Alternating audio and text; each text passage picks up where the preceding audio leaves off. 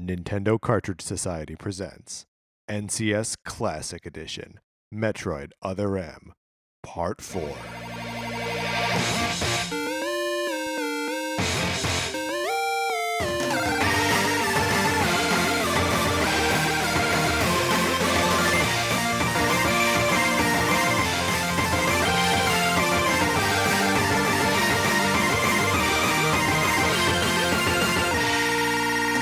Welcome to Nintendo Cartridge Society. My name is Patrick Ellers, joined as always by my co-host Mark Mitchell. How's it going, Patrick? I'm feeling kind of sleepy. Oh man.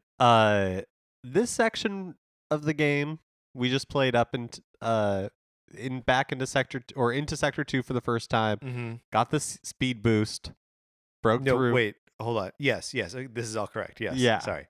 Jumped over that bridge. Jumped over that bridge. And this section I really feel like has the good and the bad of Metroid Prime Other M. Yeah, both like the good and bad of like the on the gameplay spectrum.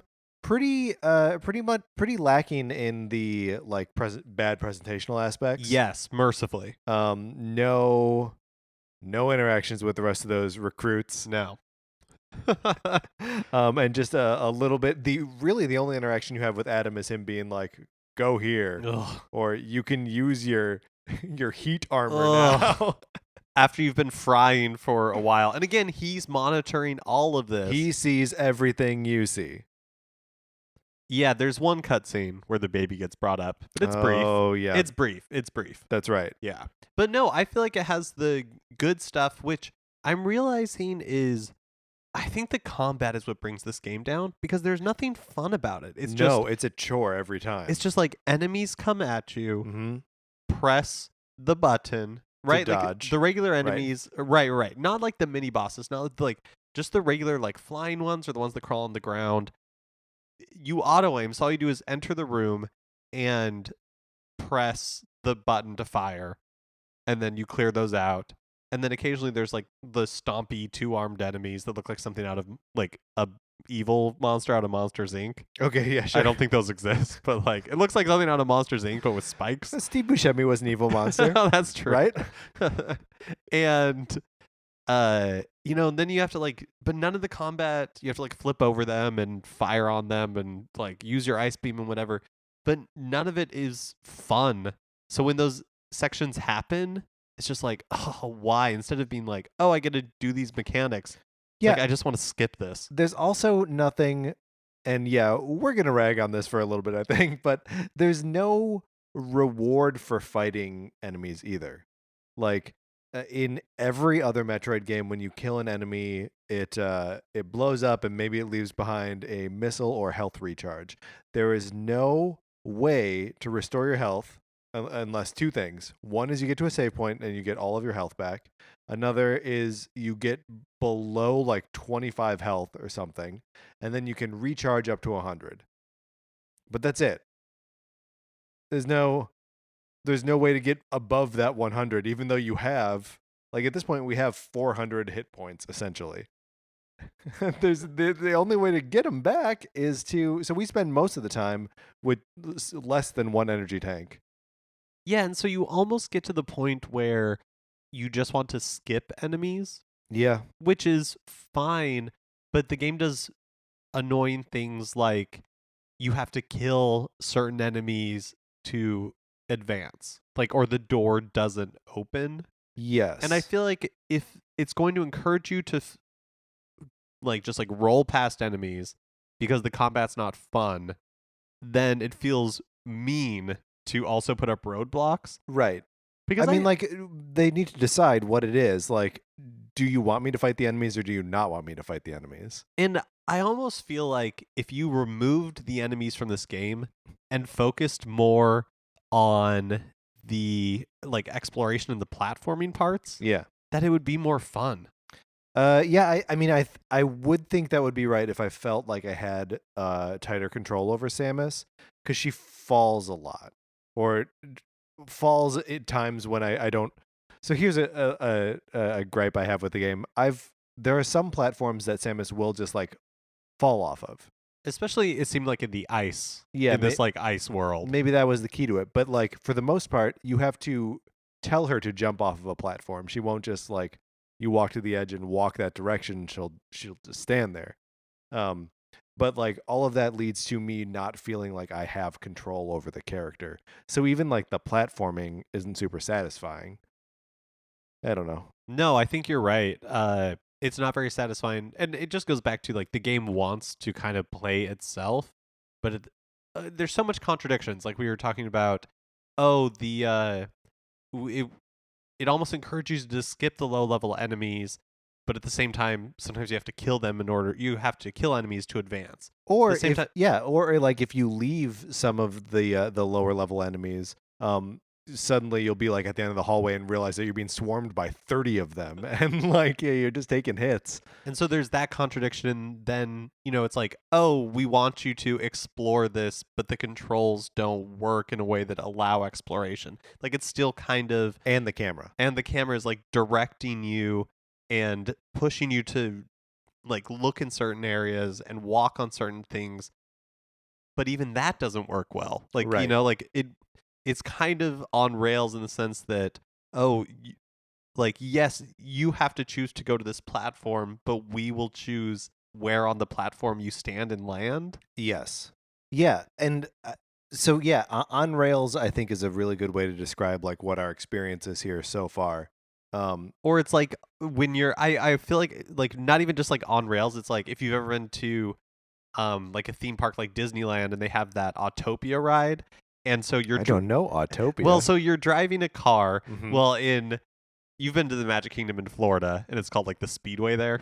Oh yeah, But sure. basically, so you're just driving a car, and it has a guide rail in the middle, but you're controlling the speed, and you can kind of veer to the right and veer to the left, but only a tiny bit before the guardrail like Right. snaps you back into place. And that's kind of the experience of like Other M. It's you get a little bit of freedom, but really it's going to guide you where you're Right. going. And It's like the illusion of freedom. snap you back into where it wants you to be. Yeah, which is sometimes really like a violent snap that throws you off. Yeah. Yeah. You and I were mentioning when we started this up, so we took a little break between our last play session and this one. And the game does have a nice like previously on section. Yeah, I was wondering do you think it's every save station between, or like you have to be like every checkpoint you hit? Because it seems to be that it generates like a pre-planned sentence, Yeah. because it seems like it can't guess. Like it seems like it knows where you are in the where game. you are in the game, it based on like like what Yeah. save station you're at. So Yeah. I wonder if that like triggers the recap, like how much of recap Yeah. you get. One, I think that works for this game because it's so linear that like if you're at a specific point, it knows where you are in the story as well. Which again, not like a normal Metroid game.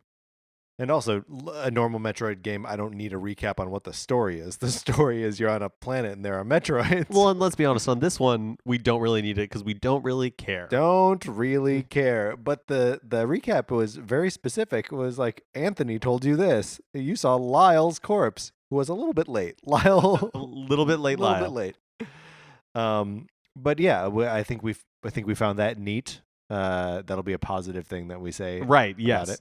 One thing that's frustrating, and this has been like, this is not a new revelation, but one thing that's frustrating about this game is the way that you have all of your powers, but it denies you them until Adam decides, and it feels like again, it doesn't make sense when Adam decides to do it or not. Yes. Because again, at this point, you're like, Lyle is dead. Yes. So one maybe of your men is dead. So maybe, I don't know, you like stop your power trip and you're like, hey, do what you need to do. Also, okay, so I can get being like, hey, some of your weapons are a little too advanced for, like, we're in a sensitive area here. Maybe don't go throwing around power bombs. Fine. Don't nuke everything. Okay. Right? I get that.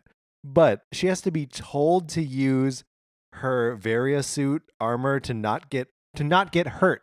Mark, she walks into a hot room. Okay. Not just hot. No- Not talking hot yoga. We're talking lava, molten lava, which let's talk about this too. You're in a space station. You are in a space station. Sure, they are studying bioweapons. Yeah, of course. Or, of course, it's a space station, so obviously. But one of the environments is an active volcano. So there's an active volcano, Not a simulation. not a simulation, because it is throwing balls of lava at you. Because some areas are simulations, like the forest. For Right. some reason, they're like, we got to simulate a forest, including simulated Yeah, we rain. can't get some ferns in here But we will 100%. because everything else seems real, right? Like the Yeah. snowy stuff is real, and the So there is yes, the snowy stuff is real. There is a section in the snowy section where you look up and you can see that like the sky is artificial Oh, because okay. obviously, but no, the actual environments in the lava and snowy sections are real because So- that's the only way those animals could survive. Although that doesn't answer the question why like the spider ant was able to survive in Yeah. a simulated forest. well, because even in the simulated forest, there are real plants, right? Oh yeah, that's true. That's true. It's just not all of. It's just like the exterior walls. Like Yes. those are faked. You're correct. Also, follow-up question: what kind of animals are surviving in a volcano? That's not real. Bioweapons. Oh, okay. Bioweapons Yeah, are. okay. Bioweapons. When you're like, let's create bioweapons that can survive in extreme heat. right. So You obviously need a volcano. right. Okay. So the application for that is we need bioweapons that can attack our enemies who live in volcanoes. Supervillains. Okay. Yeah, sure. Okay. I'll buy that. One thing that I kind of liked was there was that one boss at the top of the volcano that kind of looks like one of the goofy dragons in the wizard's duel from Sword of in the Stone. Has like Yeah, googly sure. eyes Yeah. and like floppy arms that like yeah, that's a great pull. That is a great pull. And a little bit like the dragon boss from Dragon Roost in Wind Waker, oh yeah, where you have to like catch his tail with the grappling hook and he screams about it. yeah. It's a big goofy looking dragon. Also a good pull. Thank you. I like that one. It has one of these mechanics that you don't really see that often anymore, but was probably really popular when Other M came out. So they were definitely biting from other games at this point. Oh, for sure. But it's fallen out of favor, so you don't see it that much. So playing it again is kind of novel. It's Mhm. like, oh right, this was a thing, and it's where okay, so you like damage one of its tentacles, and then you do a command that has you jump onto the Right, jump onto the creature and then like run up it. and like perform an attack. Right. And it kind of reminded me of Shadow of the Colossus, or specifically like Castlevania Lords of Shadow. Yeah. I think that one's a little bit different. Like you have to actually like scale the titans or whatever they call them. Well, and ditto in Shadow of the Colossus as well. Right. So Yeah. you have to but just something about like climbing on that a giant boss and then performing an attack would like felt very of that time. In terms of like the actual gameplay, it felt a little bit like the Poison Ivy fight in Arkham Asylum. That's like the second. I mean, not about the combat, but that's the second time you've brought up Arkham Asylum. Like the other one was just for Yeah, for like the atmosphere. the atmosphere. Yeah, this game obviously predates Arkham Asylum, right? Yeah, no, That's gotta Arkham be Asylum definitely ripped off Metroid Other M, is what I am saying Mm-hmm. and firmly believe. It's a hot take, Mark. the hottest. Yeah. Well, maybe I don't play that many video games. No, I was not being derisive or judgmental of you in any way. No. So I wonder if like that actually is maybe like part of this game's. Well, I guess Arkham Asylum does take a lot of cues from like Metroidvania style. You get a new item, and that allows you to access new areas. So it would make sense that I would be like, oh, this is like that. There, I've defended myself. From I don't know who. From your vicious barbs, I have defended myself. I this game, like why is this an action game? Yeah, great question. And I think it has taken us to this point to realize that it is an action game and not like an exploration or even whatever else you want to call a Metroid game. It's not a Metroidvania. It is an action game um, where all the action is frustrating. And I don't like backtracking in games in general, and I especially hate when I see something that I'm like, "Ugh, I can't unlock this until I get some like weapon towards the end of the game." Right. And there's so many of those here, Yeah. and I don't even though I like some of these environments, there's not many I want to revisit. No. And so like seeing these, I mean, we're never going to go back. Oh, no way. Although having I think the game like forces you a little bit, Yeah. but not to this extent. It's just like, oh, I don't want to go through like sector 3 so I can get some power up that clearly doesn't matter Yeah. because combat in this game doesn't matter unless you are 100%ing this game. Yeah, and yeah. There I'm just thinking about like the way that sort of stuff is presented in other Metroid games. And like I think that the trick that they play really well is that you usually don't know that you're going by something that like you'll need to come back to later until you get the item and then you're like, "Oh, now I can address that. Now I can jump over, whatever. I can blow up this thing or traverse this in some way."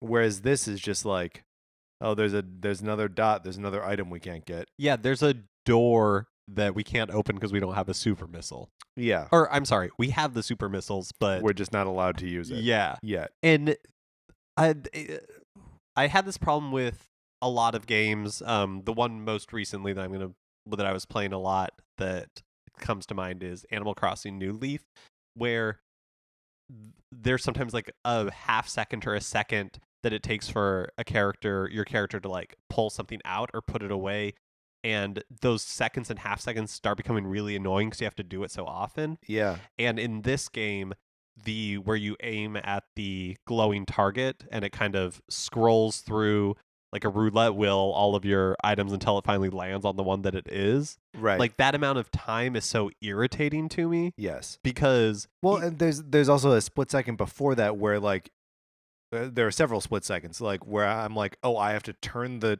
controller, and then again for like the sensor bar to read that the controls are a nightmare. yeah, Like those annoying, I mean all of them. I can't remember what it's where you have to we're getting a spiral here. the like mini bosses where you have to, like freeze them and then turn your Wiimote yeah, to the first person view. Just first person view was a bad idea. yeah, Or it would be a great idea if you could actually scan things in this game. Why did they not steal that from Metroid Prime? The idea of like scanning things, because if you want to make me scan one of those stupid circle things once to see that it's a super missile, yeah. and then every time we do it after that, it immediately comes up because I've already scanned it, so I identify it. That would be great. It's like, fine, make me do that in first person. right. Like, and I feel like pixel Or- hunting was maybe their way of trying to incorporate that idea, but it's not the same at all. No, and it's just not engaging. Like in any yeah. So you feel like every time we need to do all of that, like it just feels like it's taking too long. Yeah, like it there are just feels like too it many- takes forever, and especially because the enemies are again like the enemies don't even feel like they're designed for this like control scheme. Oh no, like definitely not. There was one of those enemies that like the uh thing that looks like that. I'm not even going to be able to describe the thing I'm going to compare it to. But that like normal fossil trilobite is what I'm trying Oh to say. yeah. This thing that like kind of buzzes along the ground. One of the ways you can hurt it is like it rears up on its hind legs, and you can see like a red thing glowing on its belly. Like bioweapons like have. yeah, like all bioweapons have. And if you are in the wrong position, if it's like below you on the screen, like south of you, I guess, then you can't see when it's doing that because the camera's never going to swing around to put you between it and the camera. Like it just doesn't make it makes it so hard to fight these things. And I guess not hard, but just like annoying. Annoying, and Yeah. that's the thing, is that like there's so many tiny, like, small things that are annoying about this game that add up to make it really frustrating, because we were talking about, like, oh, of course there's like perfectly round shaped holes that like the ball, like the Metroid ball, or what do you, Right. And the Samus is the Samus morph is ball. like, yeah, well, like morph ball will like fit in, and And again, how are the other guys getting through this? Yeah. As far as I know, Samus is the only person in the universe that can turn into a little ball. And the only reason we care about these little things is because the game is so obnoxious, Yes. right? It's like a little brother that Ugh. you're just like constantly, like poking at you. And you're like, oh, I really like you, but you're so irritating. I want to like you. Yeah. Mom says I have to like you. Oh, Mark. you said enemy variety. That was one. Yes, I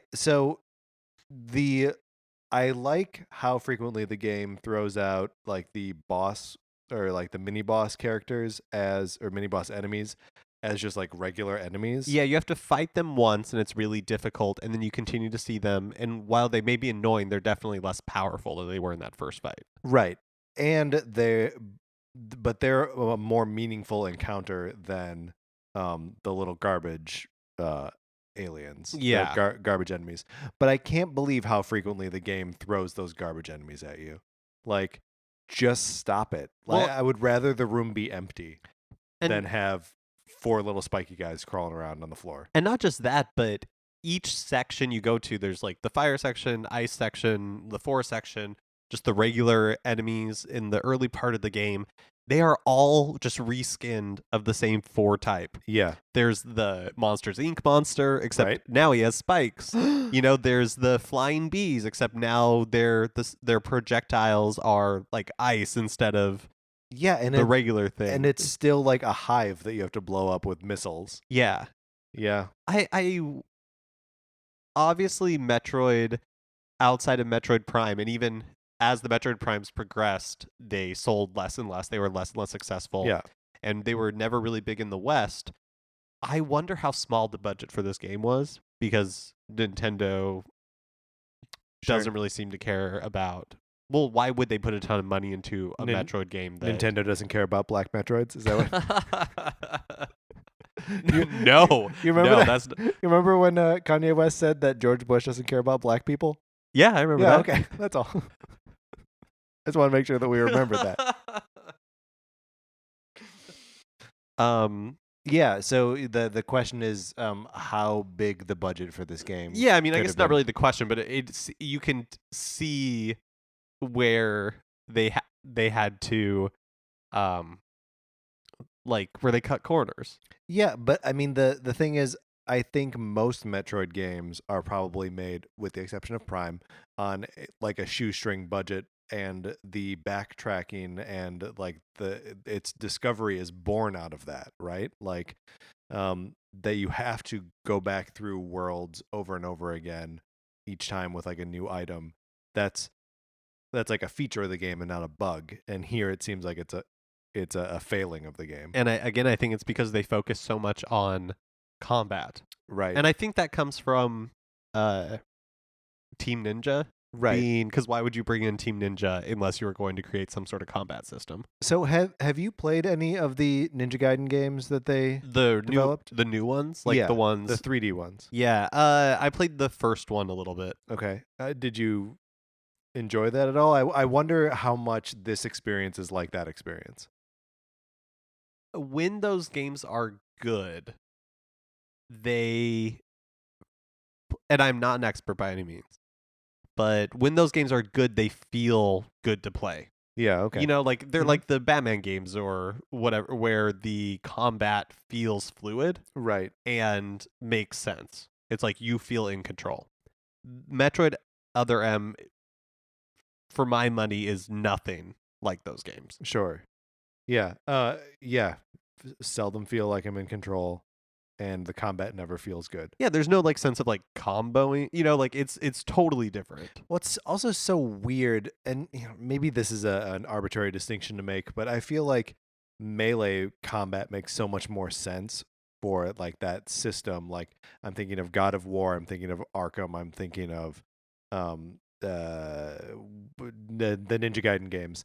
That's all going to be with a handheld weapon that you're swinging around or bare fists. Well, and when this game looks and feels good in combat is when you are doing those finishing moves that we Yeah. mentioned, I think last episode, where look like they're kind of out of Smash Brothers. Yeah. You know, where it is close up hand to hand combat. You are grabbing the enemy and like grappling it and then blowing it away. Right. And like those are the moments that it looks and like feels the most satisfying. Right. And like but shooting from a distance, which is, how you would do it.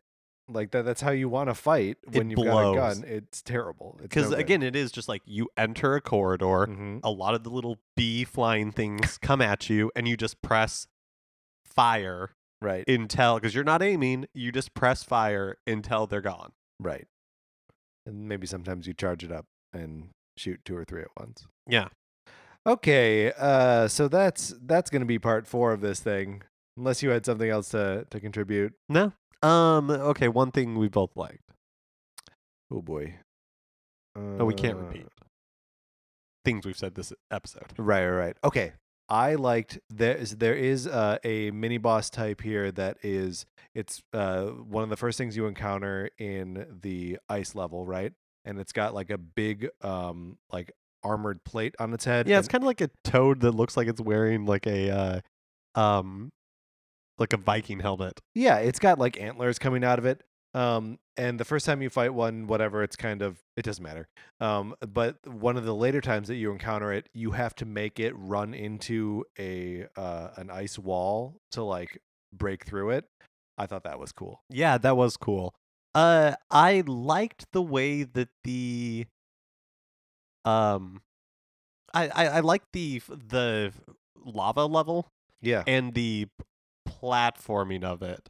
Yeah. I had a little bit of a problem. I mean, I was messing it up, but yeah. But I like the idea of it because again, it's the part that like, even though it was basically, it was absolutely directing you in the direction you had to go. Yeah. I don't know. There's just something about those sections that I find satisfied. Like when you're like running up the volcano as the lava is rising. Yeah. Like I like that as an idea, even though I don't think, again, the execution was hurt by being like, you know what would make this less fun is throwing these enemies you've seen a million times. We're just going to throw them in here again. Right. Also, you're just slowly taking damage because you haven't been authorized to. Yeah, why not just make the challenge the like rising lava itself and then design an interesting level? Yeah.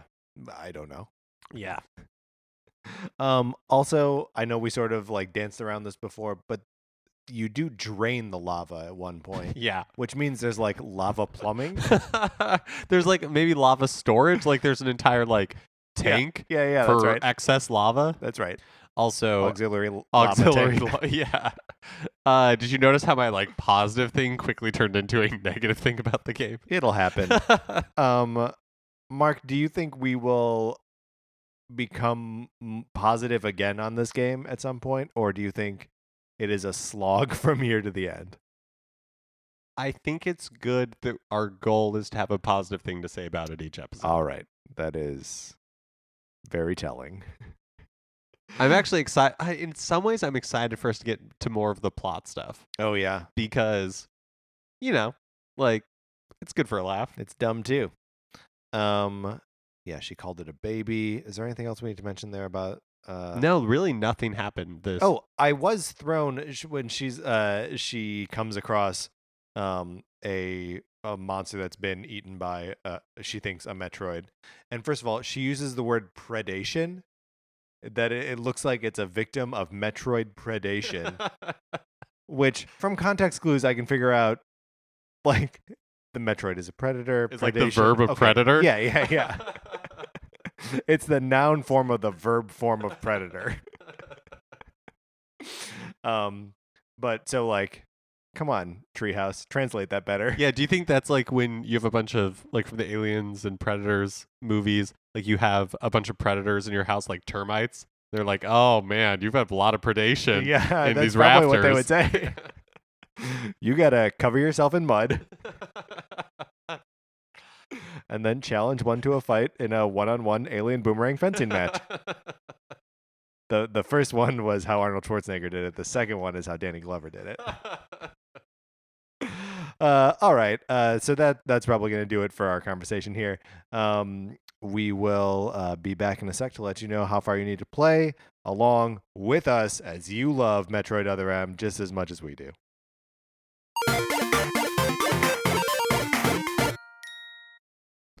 Okay, so we are now. Help me out here, Mark.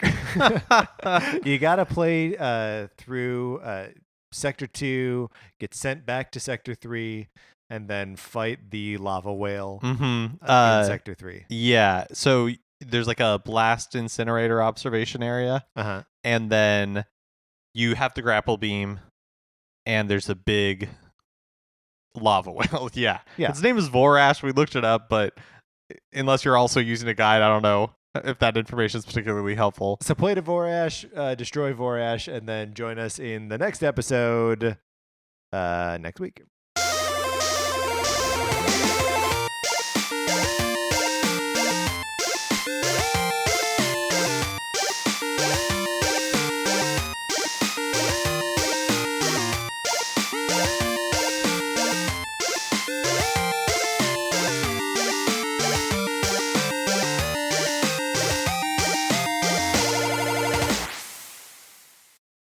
What's a Creative Podcast Network?